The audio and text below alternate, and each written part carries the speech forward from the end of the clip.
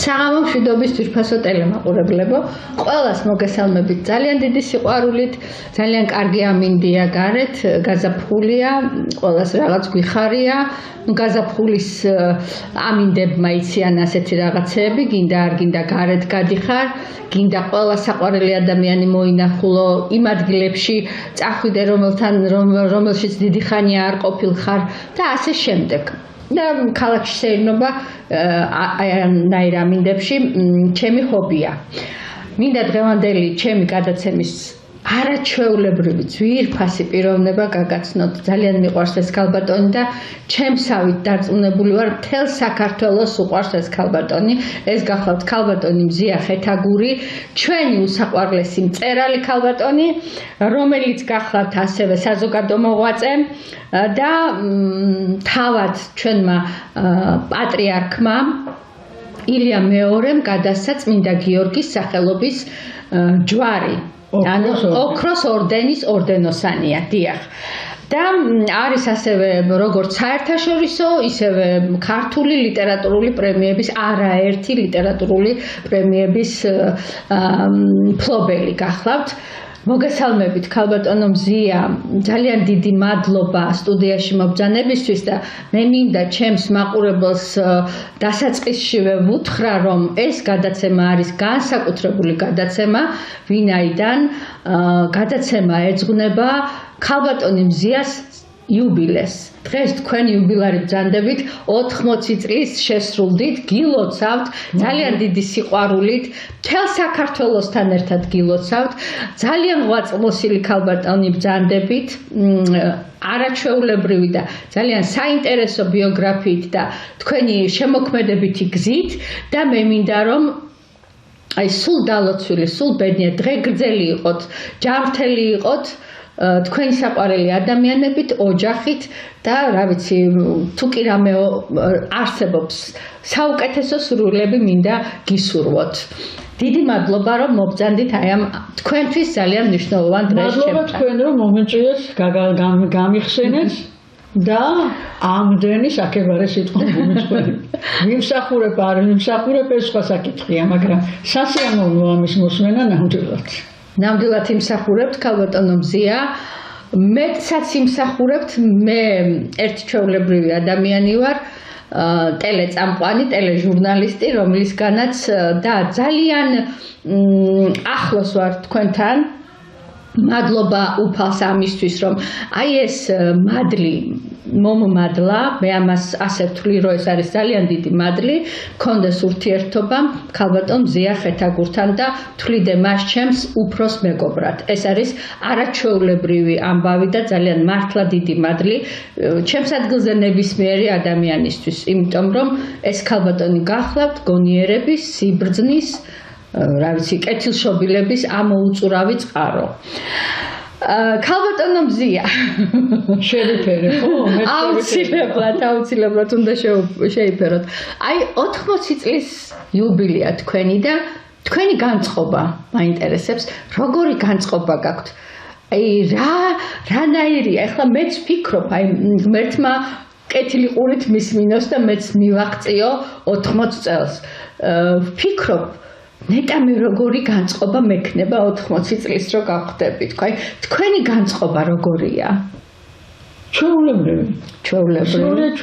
არანაირი განსაკუთრებული განწყობა არ მაქვს. როდესაც შევსრულდი 20 წლის მაშინაც ასეთი განწყობა მქონდა, როცა შევსრულდი 40-ის მაშინაც 60-ის და ასე შემდეგ. იმიტომ რომ ადამიანი როდესაც იბადება, იზრდება, ყალიბდება, ის თავის ფიქრებთან ან მარტოა, ან იმ ფიქრებს უზიარებს სხვას. და ყოველი შენი წელი, რამდენი წელსაც არ უნდა გახდე, არა? შენი სხეულია, შენი სულია, შენი სამყაროა. რანაირად შეიძლება ის ან შეცვალო, ან გადაცვალო რამეზე, ან დაუშვათ იდარდო იმაზე, რომ უი ამდენი შევსრულდი და უი თურმე რა ახალგაზრდა აღარ ყოფილვარ და ასე შემდეგ, ასე შემდეგ. ყოველი ჩვენი წელი არის, იცით რა არის? გემატება ჭკუა მეთქი ვერ უტყვი მაგალითად ბევრი წლის მანძილზე დიდად ჭკუა არ მომატებია მართალი რომ გითხრა ანუ დარჩით ერთდო მაგრამ გამოცდილება გემარება გამოცდილება რაღაც გამოცდილება რაღაცა შესაძლებელი უფრო სხვაგვარად შეხედავ იმიტომ რომ უკვე იმდენჯერ განმეორდა ერთი და იგივე რამ და ისე იმდენჯერ დაუშვი შეცდომა ან პირიქით იმდენად რაღაცა კარგად გააკეთე და შენ თვითონ ხარ ბედნიერი ამით რომ ფიქრობ იმაზე რომ აი ხვალ რა იქნება ზეგ რა იქნება ამ ხვალ ზეგაში დადის დრო და ამასობაში მოგიკაკუნებს 80 წელი თავშეულებად გზნობ ერთჩენიერ დღესაც გაიღვიძებ და აღმოჩნდა რომ თურმე უკვე ხარ 80 წლის აი ქალბატონომზეა წეღან თქვენ ახსენეთ შეცდომა ხო აი ერთჩენიერ დღესაც გაიღვიძეთ დღეს და აღმოჩნდა რომ ბრძანდებით უკვე 80 წლის არ არსებობს ამაზე მე ვერ დამარწმუნებს ვერავინ რომ აი ამ თარიღთან დაკავშირებით კიდე ნებისმიერ დაბადების დღეზე ალბათ ყოველ შემთხვევაში მე ვარ ასე აი ჩემი დაბადების დღე რომ მოდის რომ გათენდება დილა და თვალებს გავახელ ცოტა აზრზე მოვალ და ხო დღეს ჩემი დაბადების დღეა არ არსებობს უკან არ გავიხედო რა თქმა უნდა აი თქვენ წევან ახსენეთ შეცდომები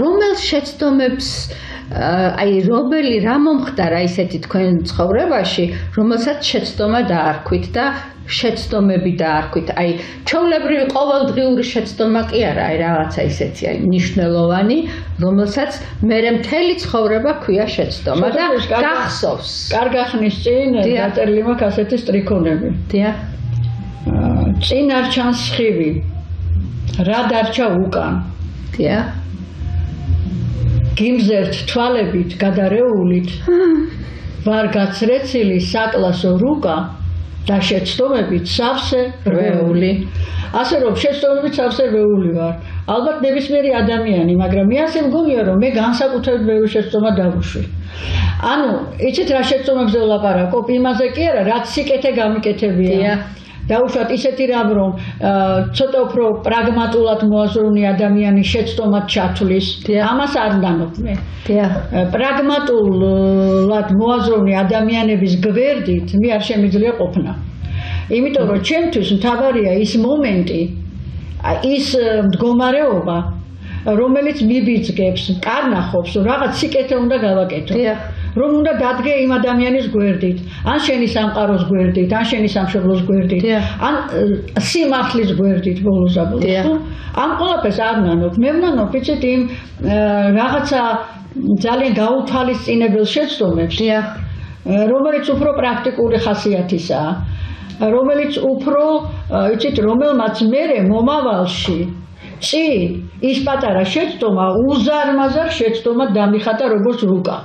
აი იმას ვნანობ მაგრამ ეს ალბათ გამოუცდელობის ბრალიც იყო და დაუფიქრებლობის ბრალი და ახალგაზრდა ხო საერთოდ ნაკლებად ფიქრობს რა თქმა უნდა დაფიქრებული ახალგაზრდა მე იშვიათად მინახავს დაფიქრებულები ვარ ციბერეში მე ვფიქრობთ ამას გამოცდილებისგან დაფიქრებული და უკვე იცი ყველაზე რთული ის არის და ძნელი ის არის რომ შენ ვერაფერს იმას ვეღარ უშველი არის შეცდომები რომლის გამოსწორება შეიძლება არის შეცდომები რომელსაც ვერასოდეს ვეღარ გამოასწორებ და ეს არის ყველაზე რთული განსაცდელი და მართალი გითხრათ მთელი ცხოვრების სინანული რაღაცა ისეთი ცუდი შეგრძნება ისეთი მძიმე შეგრძნება რომ წარმოიდგენთ მთელი ცხოვრების სინანულია ქალბატონო მზია როგორც ყოველთვის თქვენთან საუბარია ესე იგი არის რაღაცა ისეთი აი 60 დღეში ვარ მგონია ხოლმე რო გისმენთ რა კურსის ეს სიამოვნებს გულს სულს ესალბუნება ძალიან როგორც ჩვენი ტელემაყურებელი კი არა და მთელი საქართველო და იმის იქით იცნობენ როგორც ძალიან კარგ შემოქმედს და ძალიან კარგი ლექსების ავტორს. ერთი ლექსი წავიკითხოთ. გაზაფხულია ახლა, აი რაღაცა ესეთი განწყობა გაქვთ. თქვენი დაბადების დღეა 80 წლის იუბილე, რამე ისეთი შესაბამისი შესაფერისი. აღმართებით დავეძებდი მეციხოვნეს. და აღმართებით ცრებლად ჩამომიგორდა მაგრამ მაინც ხომ ვიცხოვრე ისე როგორც მინდოდა სულ არაფრის თურმე მცოდნე ვეც მივდევდი ის კი სხვაგან მირბოდა მაგრამ მაინც ხომ ვიცხოვრე ისე როგორც მინდოდა ზღაპრულ დევებს გველეშაპებს შევებრძოლე ქარებს ვდიებ ფაფარაყრილ მინდორთან ახლა ვფიქრობ ნეტავ მართლა თუ ვიცხოვრე ისე როგორც მინდოდა რა ვიცოდი თუ სამყარო ასე ყრუა თუ დრო ასე დაუნდობლად მიხქროდა მე ვინ მომცანის ბედი ანის ჭკუა რომ მეცხოვრა ისე როგორც მინდოდა არაჩვეულებრივია მე ვინ მომცა ისე ის ბედი და ჭკუა როგორც მინდოდა ისე მეცხოვრაო მოკლედ ესე იგი ეს არის აღიარება აღსარებასავით საკუთარ სულთან კი ბატონო საკუთარ სულთან ქალბატონო მზია თქვენ აი ამბობთ სამშობლოს ყველა ადამიანი ვიბადებით ჩვენი სამშობლო გვაქვს ყველას თავის სამშობლო აქვს ყველა ერთ თავისი წარმოშობა აქვს და ასე შემდეგ ჩვენ საქართველოს შვილები ვართ აი სამშობლო ვამბობთ სამშობლოს და რა წარმოუდგება ქალბატონ მზიას თვალწინ სამშობლოს ხსენებისას სამშობლოს ხსენებისას წარმოუდგება თვალწინ ანუ ის ადგილი სადაც დაიბადეთ გაიზარდეთ პირველ რიგში ბავშვობა და ჩემი ბავშვობა რა თქმა უნდა დაკავშირებულია ცხინვალთან დიახ სამწუხაროდ ცხინვალის შესახებ ძალიან ცოტა რამ თუ იცის ჩვენმა მოსახლეობამ ის კი არა და გაგეცინებათ ალბათ მაგრამ მართლა სამხრეთ ოსეთი გონიათ არადა ეს ძირძველი ქართული მიწაა ძირძველი სამაჩაბლოა ძირძველი საქართველოა ნამდვილი საქართველო იქ არის შენარჩუნებული ქართული ენა აი ნამდვილი ქართული ენა საიდანაც იყო ივანე მაჩაბელი აი იმ ქართული კარგი ენით თარგმნა შექსპირი ილია ჭავჭავაძე რომ თარგმნიდა შექსპირს როცა ნახა რომ უკეთესად თარგმნიდა ივანე მაჩაბელი ჩააბარა მას თავი დაანება და მაჩაბელს გადაულოცა დაუთმო ეს თარგმნა ამავე დროს ეხლაც კი აი ხელისუფლების წარმომადგენლებიც კი თქვენ წარმოიდგინეთ და რა თქმა უნდა რიგითი ადამიანებიც და ჟურნალისტებიც ამბობენ სამხრეთ ოსეთი ვერ გავიგე თუ სამხრეთ ოსეთია მაშ რა გინდა იმ ოსებისგან ოსეთი ყოფილა და დაანებე თავი მაშინ და დაანებე თავი და იყო სამხრეთ ოსეთი რუსეთმა უწოდა საბჭოურმა პერიოდმა უწოდა იმიტომ რომ ეს ძირძველი მიწა წაეგლიჯათ დაეთმოთ ოსებისთვის და აქედან გამომდინარე დაეთმოთ ესე იგი რუსეთისთვის აი ეს არის დიდი შეცდომა მე ისეთი საქართველოს ვნახე ცხინვალში მართალი რომ გითხრათ ცხინვალში მე სულ ფაქტიურად ვიცხოვრე 14 წელი 14 წლიდან მისი რეზოლაღიძის დაჟინებული მოთხოვნით გადმომიყვანეს ნიჭიერთ აწლეთში ბავშვთა ნიჭიერთ აწლეთში მუსიკალურში თბილისში და ის დავამთავრე მე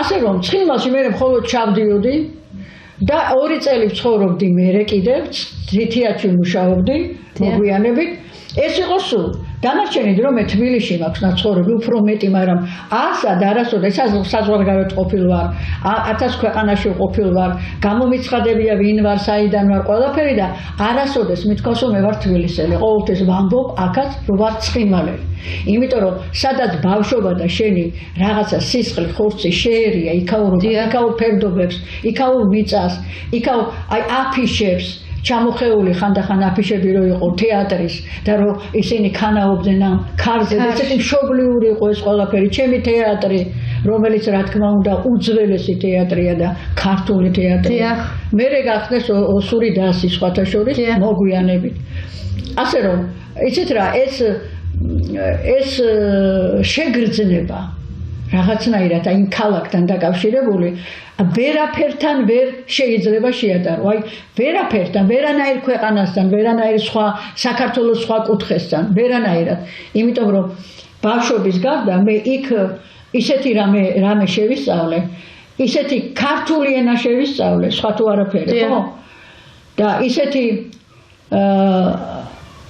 ისტორიული განცდა მქონდა. იცით, მე ვიგრძენი რომ ბავშვი ვიყავი და გრძნობდი ამ კუთხის ისტორიას. აი ესეთი საოცარი დიდებულებას გრძნობდით იქაურობის. კი, საოცარი. ბავშვიც რომ იგრძნობდა იქაურობის დიდებულებას და საქართველოს. კი ბატონო. იმიტომ რომ ეს იყო მართლა ის ნაწილი, რომელსაც სამაჩაბლო ქვია და რა თქმა უნდა.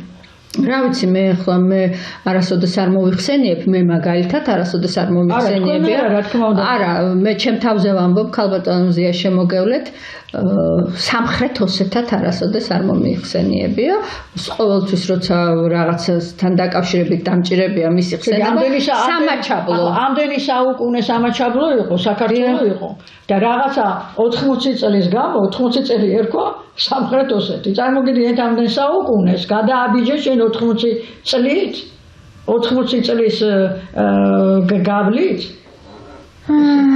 საოცარი ქალბატონომზეა შემთხვევით ხო არაფერი იცით აი ხო არ იცით შემთხვევით რამე სიახლე ისეთი რაც დავუშვათ ჩვენ არ ვიცით შეიძლება გააქვთ იქაური ინტელიგენციასთან კავშირი რომ რაღაცა ისეთი სასიკეთო აი ისევ ჩვენად რომ დავიგულოთ იქაურობა მე ხალ ესეთ განცხადებას გავაკეთებ რომელი დარწმუნებული ვარ ბევრიმეს არ მოეწონება და არც არის ეს დიპლომატიურად სწორი რასაც მე ხლა ვიტყვი არაფრის იმედი არ მაქვს არანაირი კავშირი არ მაქვს ვერც მექნება იმიტომ რომ თვითონ მათ არ უნდათ არავითარი კავშირი მით უმეტეს მე რომელიც წერდი მთელი ჩემი ცხოვრება და მე მუქრებოდი რატო არ უნდათ გეტყვით წერდი მთელი ცხოვრება რომ ეს საქართველოა და ასე შემდეგ რა თქმა უნდა ოსებს არ ვლანძღავდი მე თვითონ ნახევრად ოსი ვარ რომ ჩემი ერი როგორ უნდა გავლანძღო ხო მაგრამ მე სიმართლე ჩემთვის უფრო ძვირფასია ვიდრე ის რომ მე როგორც ოსმა მოვიწონო თავი რომ ის ოსეთია გესმით რა ხდება ამიტომ არანაირი კავშირი არ შეიძლება მათთან იქონიო ტყუილია უკვე ყველაფერი ისეა გაფუჭებული ეს ჯერ კიდევ ვიდრე დაიწყებოდა ეს უბედურება უკვე მანამდე იყო ძალიან სერიოზული გაკვეთილები შეიძლება ითქვას რუსეთისგან ჩატარებული ოსებისთვის რომ თანდათან ისინი დარწმუნებულიყვნენ იმაში რომ ეს არის ოსეთი და პირიქით ქართველები ედავებიან იმ მიწას ეხლა ისინი დარწმუნებულები არიან ზოგმა სერიოზულად ირწმუნა ზოგმა ოსმა რომ ეს ოსეთია ზოგი რა თქმა უნდა რუსების მხარეზეა და პროვოკაციას ეწევა და ასე შემდეგ ეს იმდენ ხანს გაგრძელდება რამდენ ხანსაც ეცეთ რა საქართველოს მე ბევრჯერ მithქვამს საქართველოს შეიძლება მხოლოდ მაშინ გამოვიდეს აი ამ მძიმე მდგომარეობიდან ყველანაირი მძიმე მდგომარეობიდან არა მარტო სამაჩაბლო იქნება ეს თუ აფხაზეთი იქნება მხოლოდ თუ ჩვენს ხელისუფლებაში თუნდაც 3-4 ადამიანი მოვა ისეთი როგორებიც იყვნენ ექვთიმე თაყაიშვილი ებზოლენ ღუდელი ილია ჭავჭავაძე და ასე შემდეგ და აი მაშინ შეიძლება კიდე როცა თავს გაწირავ შენი ქვეყნისთვის მართლა გაწირავ თავს და ნაკლებად გაინტერესებს პირადი შენი ცხოვრება და ნაკლებად გაინტერესებს სხვა დანარჩენი რამაც შეიძლება შენ მოგიტანოს რაღაც სარგებელი ნაკლებად გაინტერესებს საკუთარი კეთილდღეობა რა თქმა უნდა და არაფერი არ გახსოვს ქვეყნის ბედის გარდა რა თქმა უნდა როგორც ექვთიმე თაყაიშვილს რა თქმა უნდა აი მაშინ შეიძლება რაღაცა კიდევ გამოსწორდეს მანამდე მე იმედი არ მაქვს სამწუხაროდ სამაჩაბლოზე ლექსი ხომ არ გაქვთ ქალბატონომსია სამაჩაბლოზე ბევრი რამ აქვს რა თქმა უნდა დაწერილი აბა იქნებ გავიხსენოთ ერთი სამაჩაბლოში სხვა საქართველოს სხვა მდგომარეობა და სხვა ხიბლია მაჩაბლის ენა გამორჩეული ქართული ჯიშის ხსნას ამხილია წინა თუ მტარვალს ხმალი ზარავდა აქ წმინდა ენით დროც მახვილია სამაჩაბლოა ქართლის მარავდა სხვა დანარჩენი მოძახილია დაკარგულია მაჩაბლის სახლი თვით მაჩაბელის დაკარგულია ქართულ ენაზე ტყვეების დახლით ბგერები ცაში გაფანტულია ზღვათ ასახებენ სხვა ქვეყნის რუებს შავ ზღვაც კი მარად შავ ზღვა დუვლია თუ აფხაზეთი ვერ დავიბრუნებ მას სამაჩაბლოს დაკარგულია დროგულში ცხიბებს ვერ გაიხუნებს ცხინვალი ჩვენი საგანძურია თუ სამაჩაბლოს ვერ დავიბრუნებ მას საქართველოს დაკარგულია აი მე რამხელა ტკივილია სტრიქონებში ქალბატონომზეა და წარმომიდგენია თქვენ აი ხა მე არ მინახავს იქ არ ყოფილვარ სკინვალში არ ყოფილვარ და ისე მტკივა გული რომ არ ვიცი ენთა უწერელია ეს ტკივილი და ხა წარმომიდგენია თქვენთვის რამხელა ტკივილია და რამხელა დანაკარგია ეს და არ ვიცი ეს შეუგუებლობა როგორ შეიძლება ამას ადამიანი როდისმე გონებრივად აზრობრივად შეეგუო შენი სული შეეგუოს იმას რომ ხო აი ესე ხელი ჩავიქნიოთ და ხო ვითომც არ ყოფილა დაკარგულია ეს არის საშინელება და მე მესმის თქვენი აი ამ ტკივილის თქვენი აი ამ განცდების რაც აი ასეთ ლექსებს გაწერინებთ მე რა თქმა უნდა ძალიან რთულია და ძალიან მძიმეა საჭიროა რომ ძალიან ჭკვიანი და გონიერი ხალხი იყოს ჩართული ამ ხელისუფლებაში და ხალხიც თვითონ იმიტომ რომ დიდი დიპლომატია საჭირო ძალიან დიდი დიპლომატია ძალიან რუსეთთან რუსეთი რა თქმა უნდა დამყრობელია და მთელი ცხოვრება მთელი წლების მანძილზე ის იყო დამყრობელი და დღესაც დამყრობელია მაგრამ მასთან საჭიროა დიდი სიფრთხილე დიპლომატია მე კი არ ლაპარაკობ რომ დაემონო არა დიდი სიფრთხილე და რაღაცნაირი ისეთი ჭკუა რომელიც თანდათან მიგიყვანს საჭირო იმ მდგომარეობამდე რომელსაც უკვე შენი ქვეყანა ქვია რომელსაც დაიბრუნებ თანდათან შეიძლება ოდნავ მაგრამ თვითონ საქართველოშივე უნდა იყვნენ ადამიანები ერთ სულ ერთ ხორცს ერთად შეკრულნი ერთმანეთს კი არ ებრძოდნენ რაღაცა როგორ გითხრა თავისი მდგომარეობის გასაუმჯობესებლად პირადი მდგომარეობის არამედ საქართველოს მდგომარეობის გასაუმჯობესებლად უნდა იბრძოდნენ ყველანი და ეს იმდენად რთულია და იმდენად ძნელია და სამწუხაროდ იმდენად თითქმის შეუძლებელია რომ წარმოიდგინეთ აი ამ ყველაფერმა ამ ჩემი 14 წლის ასაკში ყველაზე მეტად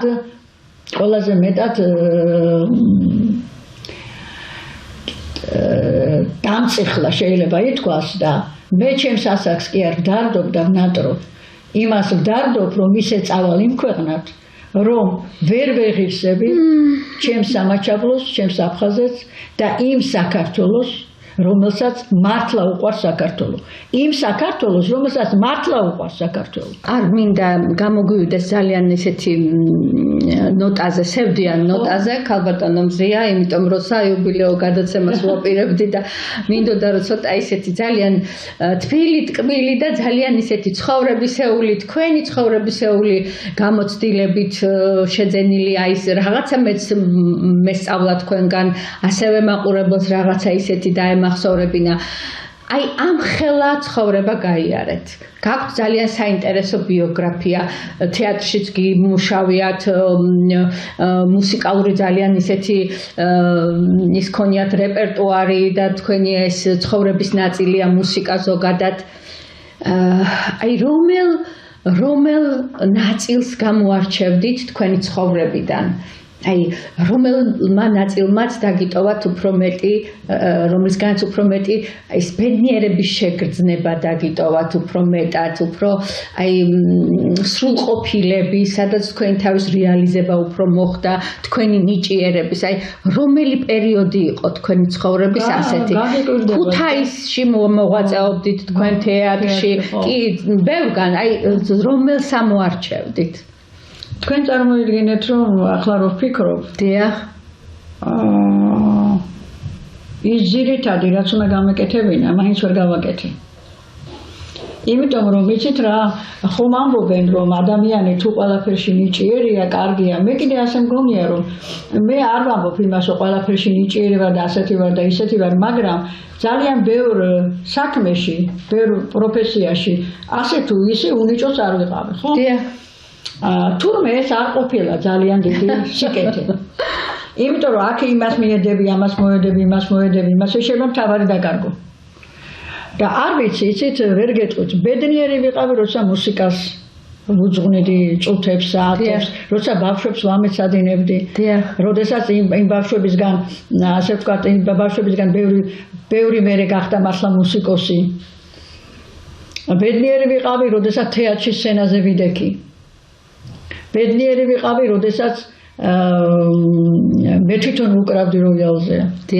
სხვადასხვა ნაწარმოებში. ბედნიერი ვიყავი, როცა ვწერდი და დღესაც ბედნიერი, როცა ვწერ, იმ წუთებში ძალიან ბედნიერი ვარ. მიუხედავად იმისა, რომ შეიძლება ესეთი სატანჯველი სიტყვები მომდიოდეს თავში, ხო, აზრად და ხელს მოზიოდეს, კალამს მისდევდეს ასეთი რამ. არ ვიცი.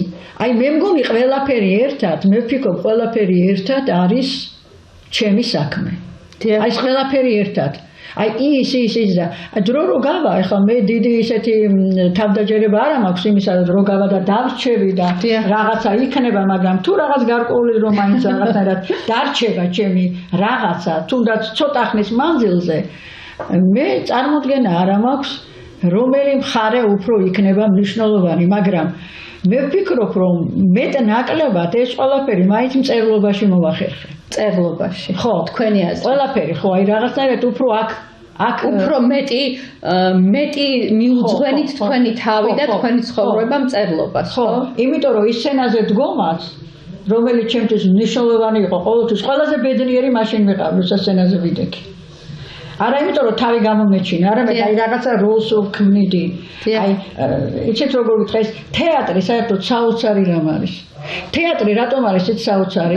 კინოზე საოცარია, ნებისმიერ კონცერტებზე, ნებისმიერ რაღაც, იცით რატომ? იმიტომ რომ ის არასოდეს ერთი და იგივე სპექტაკლი არასოდეს არ მეორდება. არა. ის ყოველთვის იმ წუთში, იმ წამს უნდა დაიჭიროს. ცოცხალი ორგანიზმი. და ეს არის აი მისი საოცრება. ახლა მე რომ ტელევიზორში უყურებ ხოლმე სპექტაკლებს, გადაღებულ სპექტაკლებს, ძალიან ცუდად ვხდები, ძალიან წყინს. იმიტომ რომ სულ არაფერს არ ნიშნავს ტელევიზიიდან, ესე იგი დაჩვენების სპექტაკლი. არაფერს არ ნიშნავს, როცა ცოცხლად ნახულობ, ეს სულ სხვა რამეა, ხო? ეს საოცარი რამ არის თეატრი. და მე ასე მგონია, რომ თეატრი ჩემს მწერლობაში მთლიანად თეატრია. მაყურებლის და ყველაფერია. სცენის, აი ძალიან ისეთი კავშირის. მუსიკაც არის, მხატვრობაც არის, ლექსიც არის, ესეც არის, ისიც არის, ყველაფერია. აღკაცებაც არის, აღშფოთებაც არის, ყველაფერია. კი. და მე მგონი ამან ჩემს მოკრძალებულ, ასე თუ ისე მოკრძალებულ მწერლობაში მოიყარა თავი. გარდა იმისა, რომ პიესებიც მაგზად დრამატურგიაში მიმუშავია და ბევრი ჩემი პიესა სხვათა შორის ბევრ თეატრშია დადგმული.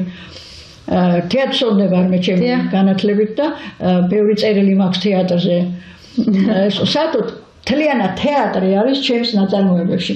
ვინმე თუ დაუკვირდება, თუ ვინმე დაინტერესდება, ლექსშიც თეატრია. და ყველგან თეატრია. აი თეატრია ჩემთვის ყველაზე მნიშვნელოვანი. ძალიან საინტერესო ადამიანი ბრძანდებით, ქალბატონო მზია. ძალიან მიყვარხართ. მადლობა. აი ყოველთვის ვარ თქვენი ნიჭიერების თაყვანისმცემელი. ჯერ კიდევ ვიცით როდიდან სკოლიდან, როდესაც ხდებოდა და ყიდულობდი მზია ხეთაგურის ლექსებს, გამოცემებს, ჩვენი ქართულის მასწავლებელი რო გთხოვდა კლასგარეშე საკითხავში რო წაგვეკითხა ქალბატონი მზიას ლექსები, აი ნუ ჩემი ბავშვობიდან. მე აღარ ვამბობ უკვე დანარჩენ უკვე შეგნებულ ცხოვრებაზე. ჩვენ ახლა ვისაუბრეთ სპექტაკლზე, თეატრზეც. ქალბატონო მზია და თქვენ სოხუმის კი არა და ცხინვალის თეატრში გქონდათ ძალიან ბევრი ურთიერთობა თეატრთან, ცხინვალის თეატრთან. აი რას გაიხსენებდით ცხინვალის თეატრიდან, რომელიც ეხლა უკვე სიცოცხლეს თბილისში აგრძელებს, ხო? და ძალიან წარმატებული როგორც დევნილი თეატრი კი. და სხვადასხვა ნაკლები ყურადღება. ნაკლები ყურადღება. შენობაც კი არა აქვთ. აი ასე თქვენი გულისკევი როგორც მოხეტიალეები იყვნენ თავიდან რომ ჩამოვიდნენ მომთაბარეობის ცხოვრობდნენ როგორც კი გადმოვიდნენ აქ და უკვე აღარ ქონდათ შენობა საკუთარი იმის მერე ხანსად არადა ეს ძალიან ძველი თეატრია ისტორიულად ძველი თეატრია შესანიშნავი თეატრია და მშვენიერი მსახიობები არიან და ერთი სიტყვით მე ძალიან მტკივა გული რომ არ არის ყურადღების ქვეშ ეს თეატრი სამწუხაროდ ალბათ იმედი უნდა ვიქონიოთ, რომ ხელისუფლება, მთავრობა, ვისაც ეს ეკუთვნის, რა ვიცი, კულტურის სამინისტრო. ხელისუფლება და მთავრობა და კულტურის სამინისტრო, აქამდე ამდენი წელი სადაა? ნუ, ხო, ნუ როდესღაც რაღაცა შენობა არ ქონდეთ? რაღაცა შენობა ხო გამოუყვეს. არა, იქ არავით არის, არც სცენა, ყველაფერი გასაკეთებელია, სცენიდან დაწყებული ყველაფერი. აჰა. ეს ფორმალურად არის, იკრიბებიან, შეიძლება რეპეტიცია ჩაატარონ, მეტი არაფერი. ანუ სცენა არა. სპექტაკლებს ვერ ჩაატარებენ. მაყურებელი ვერ მივა, ვერ მივა, სხვადასხვა თეატრებში ატარებენ სპექტაკლებს. გასაგებია. ქალბატონო მზია, კიდე გვინდა ლექსი ერთი თქვენგან. მოდი ვიცინოთ ვითომ გვეცინება. ცრემლის დავღაროთ ვითომ. თუ განშორება არ გვეწყინება, ვითომ გვეწყინა, ვითომ. ეს მდუბარება ვითომ სიზმარია. გამოგვეღვიძა ვითომ. ვითომ სევდიანო, ვითომ გვიხარიაო ყველაფერი ვითომ. გამოვიმეტეთ გულის ნაწილი ერთმანეთისთვის ვითომ, გადაგვიხადეს ვითომ ქორწილიც, ჯვარიც დაგვწერეს ვითომ, ვითომ შენც იყავი, ვითომ მეც ვიყავი, წლებმაც ჩაიარეს ვითომ, ვითომ მეც მიყვარდი, ვითომ შენც გიყვარდი, ო ვითომ, ვითომ, ვითომ, ვითომ. კიდე ერთის წავიკითხოთ. ლოდინი, ისევ ლოდინი, სასოწარკვეთის ექო.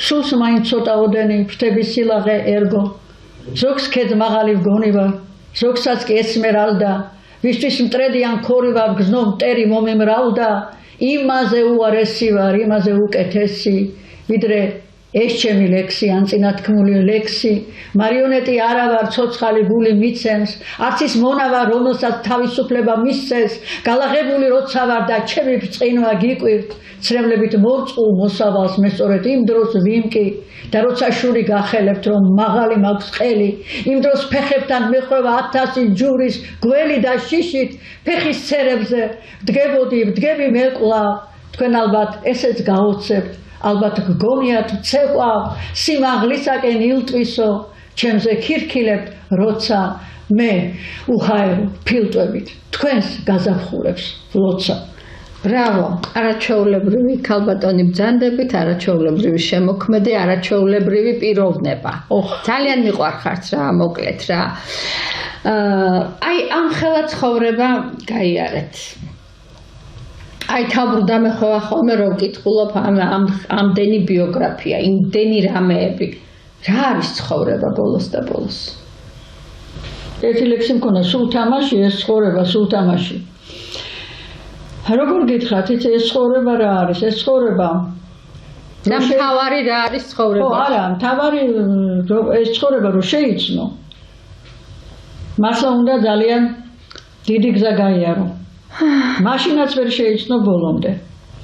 და თქვენ წარმოიდგინეთ, შესაძლებელია ეს ახლა ვინმეს ძალიან უცნაურად მოეჩვენოს, ან არ დამიჯეროს, რომ ამას გულწრფელად ვამბობ, მართლა. ყველაზე მეტად რასაც ვნატრობ აი რასაც ვნატრობ, აი ეხლა. დიახ, ამ ბოლო წლებში. ეს არის ის რომ არ დავბადებულიყავ. რატო? არა, აი იცით მართლა ვნატრობ ამას.